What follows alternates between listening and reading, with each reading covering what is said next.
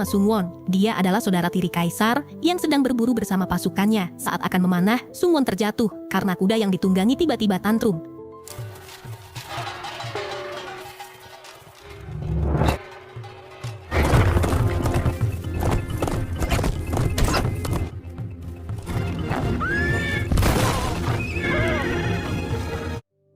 Akhirnya, seorang pelayan bernama Wonyu berhasil memanah rusa itu dan mereka membawanya ke rumah bangsawan bernama Bubu.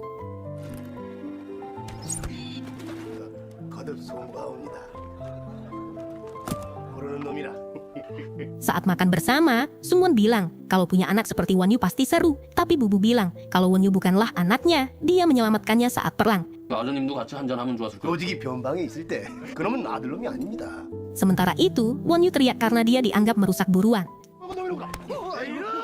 Tiba-tiba datang seorang perempuan cantik bernama Yeon. Dia adalah putri bangsawan Bubu. Sungwon yang baru pertama melihatnya langsung jatuh cinta pada pandangan pertama.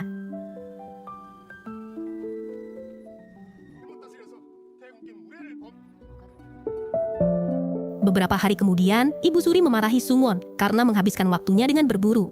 Dia juga tahu kalau Sungwon sering datang ke rumah Bubu karena naksir sama anaknya. Ibu Suri marah karena semua orang di istana nggak suka kalau saudara tiri kaisar ada di istana. Jadi dia nggak mau Sungwon buat masalah agar mereka bisa bertahan. 읽는 소리는 들리지 않고 뭘 다 하고 들락거리는 이유가 무엇이냐? 고작 신참판 딸이라. Saat menemui Ibu Suri, Kaisar malah dituduh memata-matainya dan disalahkan karena belum punya ahli waris. Kaisar menjelaskan kalau dia masih belum bisa melupakan mendiang permaisurinya. Meski bukan ibu kandungnya, Ibu Suri tetap peduli padanya. Karena itulah, Kaisar akhirnya meminta Ibu Suri mencarikan calon permaisuri baru.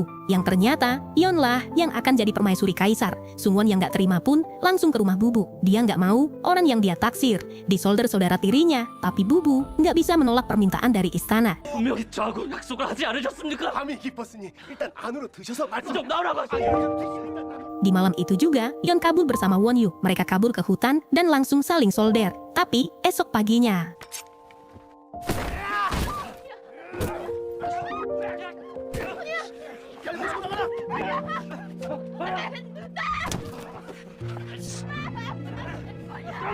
akhirnya, Yeon dipaksa untuk pergi ke istana. Sang ayah bilang, jika Yeon menolak, maka seluruh keluarga dalam bahaya. Dengan terpaksa, Yeon menurutinya. Tapi dengan satu syarat, jangan melukai Wonyu. Sesampainya di istana, Yeon harus mandi sekaligus diperiksa apakah lubang chargernya masih original atau sudah replika. Tapi Yeon menolak, dia ingin mengurus dirinya sendiri tanpa disentuh siapapun. 몸도 마음대로 못한단 말입니까? Singkat cerita, Sungwon menjenguk kaisar yang lagi sakit. Mungkin saja dia sakit karena terkena radiasi lubang charger Yeon yang bertenaga nuklir. Tapi tiba-tiba dia pingsan di pangkuan Yeon. 없더니 괄박은 어떠한가? 날이 좋아 나달이 잘 며칠 따서 술을 Akhirnya, mereka berdua pun saling ngobrol. Sungwon bilang dia akan pergi dari istana setelah kaisar membaik. Karena kalau dia terus di sini, mungkin akan menjadi beban mereka. Dia pun pergi dan meninggalkan kotak yang isinya hadiah tusuk konde emas untuk Yeon. Ini sebagai tanda kalau batang soldernya telah menjadi kayu sengon.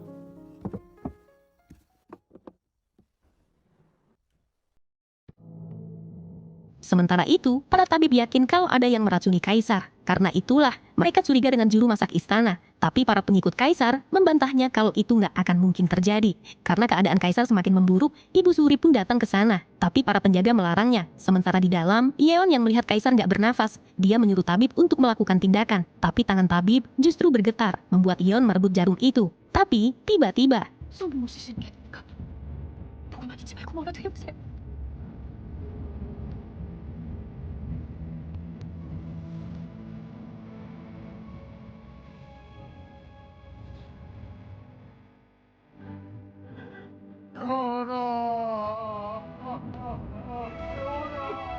melihat sang kaisar mati, Ibu Suri sangat bahagia bersama menterinya yang bernama Jungho. Ternyata semua ini rencana Ibu Suri dan ingin menyingkirkan semua pengikut sang kaisar. Sementara Yeon masih merasa sangat sedih. Sang ayah bilang kalau Yeon harus bertindak karena dia mendengar kabar kalau Ibu Suri akan mengangkat Sungwon menjadi kaisar. Seharusnya pangeran kecil lah yang jadi penerusnya. Tapi tak lama kemudian Jungho datang membawa pasukannya. 시의 목숨까지도 위험할 수가 있습니다. 영권은 대비만 맡겠습니다. 일지를 기록한 수락관 상주. 신이처럼 나와서 오라를 받으시오. 감히 여기가 어디라고? 관장을 모의. 여기가 어디라고 큰 소리를 내느냐? Akhirnya, Sungwon diangkat menjadi kaisar. Semua orang harus tunduk padanya. Dia akan menyingkirkan siapapun yang dianggap mengancam kekuasaannya. Ini adalah hari pertama Sungwon menjadi kaisar. Dia langsung disuguhkan lubang charger untuk menanam benih-benih super bertenaga nuklir.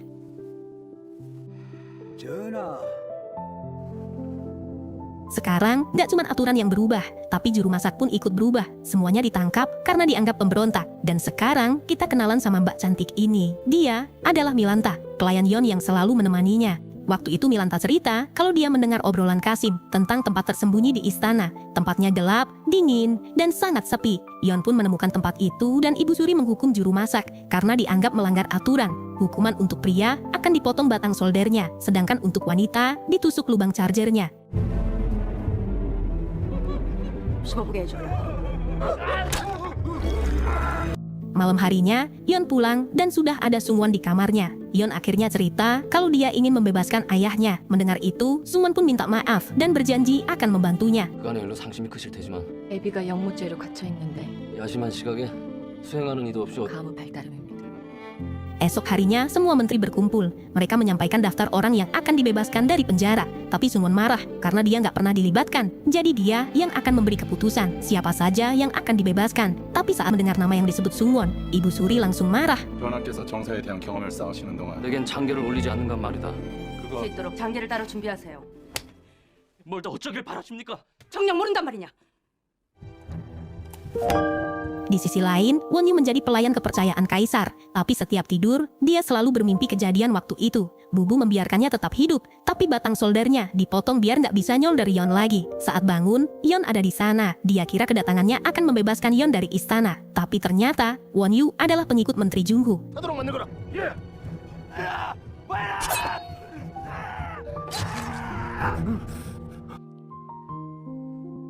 현정호 대감이 수고한 걸 모르십니까? Saat Yeon ingin menemui ayahnya, penjaga melarangnya. Dia pun gak masalah dan menitipkan bubur untuk ayahnya. Tanpa dia sadari, Wonyu melihatnya dan mengantarkan bubur itu. Ternyata, dia menyadari kalau bubur itu ada surat dari Yeon. 미음이네. 이거라도 좀 넣어줄 수 있겠니?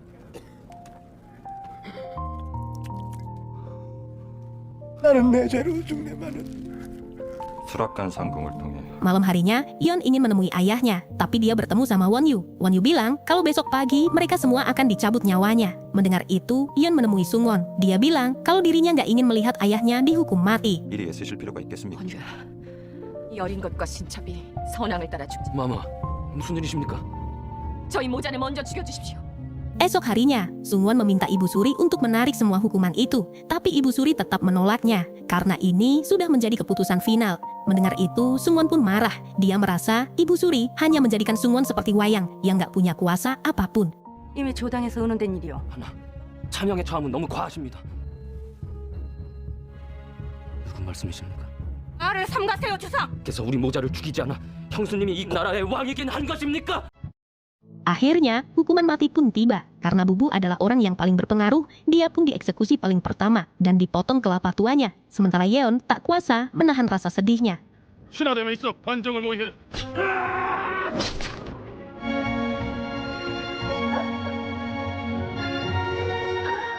Esok harinya, Menteri Yun bilang ke Sungwon kalau Ibu Suri ingin mengeluarkan Yeon dan anaknya dari istana. Mendengar itu, dia pun langsung marah. Kenapa semua orang mematuhi keputusan Ibu Suri, bukan mematuhi kaisarnya?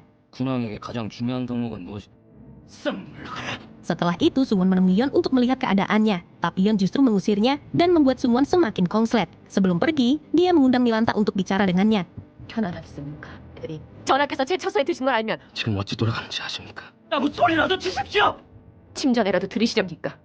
내 이름이 무엇이냐? Kaisar satu ini emang agak luar biasa. Dia malah tanya ke Milanta, seperti apa bentuk tombol genset Yeon saat dia memandikannya. Milanta pun cerita kalau tombol gensetnya sangat bulat. Bahkan, lubang chargernya pun sudah versi Type-C. Mendengar itu, Sungwon langsung membayangkan semuanya. Dan akhirnya, mereka pun.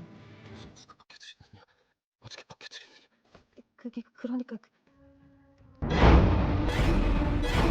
Di era kekaisaran ini sangat unik. Siapapun wanita yang udah disolder sama kaisar, otomatis dia akan naik pangkat. Milanta pun senang dan langsung menyombongkan diri. 승전색이 되셨다면서요. 세상 참 요지경이네. Singkat cerita, Yeon menemui Sungwon. Dia minta maaf atas kejadian kemarin. Melihat tusuk konde yang pernah dia hadiahkan, Sungwon juga minta maaf karena nggak bisa melindungi ayah Yeon. 신첩이나 어린 조카가 아닙니다.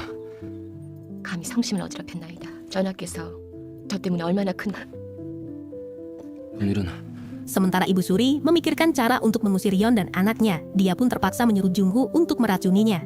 Malam harinya, Jungho pun menemui Won Yu dan memberikan sebuah kantong yang berisi racun. Won Yu pun kaget karena racun itu akan diberikan ke Yeon dan anaknya yang sangat dia cintai. 공연을 다녀왔다고. 어떻게 비상을 만드는지 아나? 혼자가 보면 돌멩이일 뿐이야. Esok harinya, Milanta menemui Kalpanak. Kalpanak ini ahli dalam ramuan penentu keturunan. Milanta ingin diberikan ramuan agar sekali disolder langsung hamil. Sebelum ngasih ramuan itu, Kalpanak harus mengecek versi lubang charger Milanta dan juga tombol gensetnya. 모르겠네. 만져봐야지. 어디 보게나. 아니라니까. Saat menemui Kaisar, Milanta justru kena tamparan karena memakai konde milik Yeon. Dia pun langsung diusir keluar, tapi saat membuka pintu,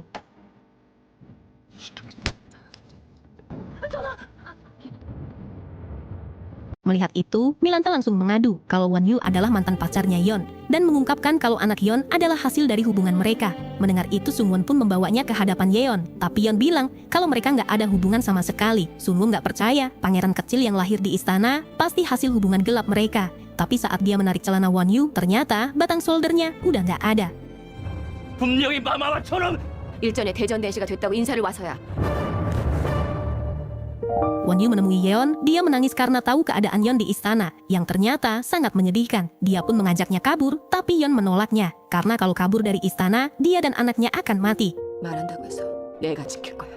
Singkat cerita, Won Yu mulai membuat racun, tapi bukan untuk meracuni Yeon. Dia justru membawanya ke Sungwon dengan alasan kalau itu ramuan jamu perkasa. Tapi Sungwon nggak butuh jamu seperti itu, jadi dia menyuruh Won Yu untuk meminumnya dan nggak akan bikin bahaya, karena batang solder Won Yu udah nggak ada. Dia pun terpaksa meminumnya, tapi tiba-tiba 않는다고 해서 성욕까지 없는 거. 고자에게도 성욕이 있느냐?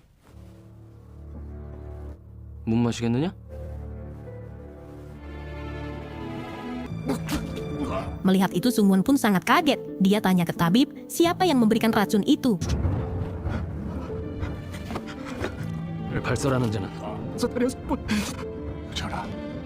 Karena mereka nggak ada yang bisa menjawab, akhirnya Sungwon menyuruh Kasim memanggil dokter secara diam-diam karena dia mau mendengar penjelasan dari Won Yu. Sambil menunggu Won Yu diobati, Sungwon mendesak Menteri Yun untuk jujur. Karena ketakutan, dia pun bilang kalau racun itu diberikan oleh Menteri Jungho. Yeon yang mendengar kejadian itu, dia langsung menyuruh dayangnya untuk membawa putranya pergi. Sementara Milanta mengadu ke Ibu Suri kalau pangeran muda bukan anak dari mendiang kaisar. Tentu aja tujuan Milanta hanya ingin menggantikan posisi Yeon sebagai permaisuri. Tapi bukannya kebahagiaan yang dia terima, Ibu Suri malah menyuruh pasukan untuk mencabut nyawa Milanta. Bukan itu aja, Yeon juga dibawa ke penjara. Setelah Yeon dibawa ke penjara, sekarang giliran Ibu Suri dan Menteri Jungho dijemput paksa oleh pasukan pedang samurai bermata dua. Dia diperintahkan kaisar karena Menteri Jungho adalah seorang pemberontak.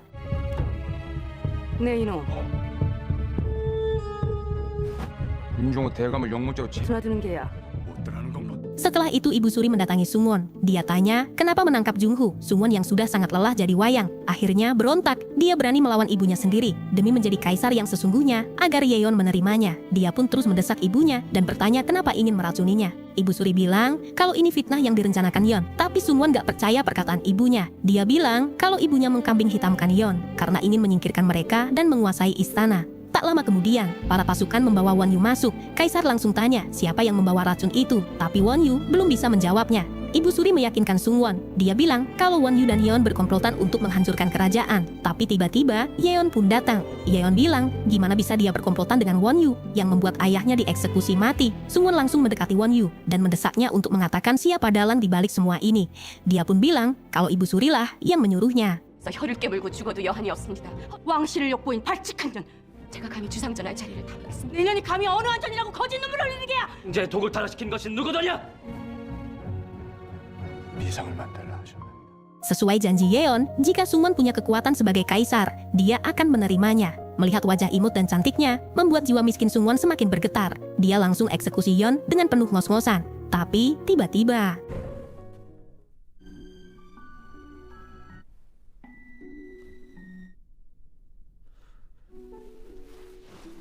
이젠 다 됐습니까?